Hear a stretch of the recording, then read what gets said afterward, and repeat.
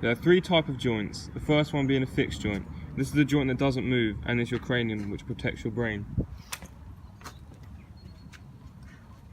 The second type of joint is slightly movable. An example is the vertebrae.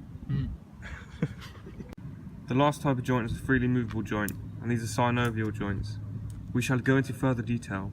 The first type of synovial joint is a saddle joint. An example is the thumb. The movements of the thumb is flexion and extension, circumduction, and abduction and adduction. The second type of synovial joint is a pivot joint. An example of this is the vertebrae.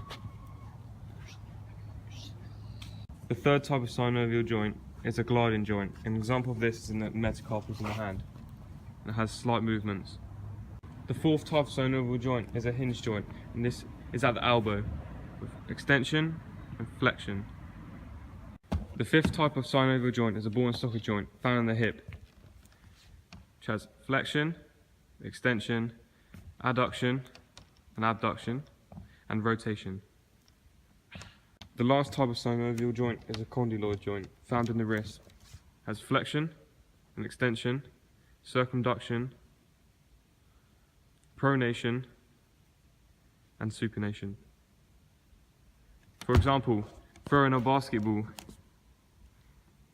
Yeah, bro. This is the structure of the synovial joint. This part has the capsule and ligaments.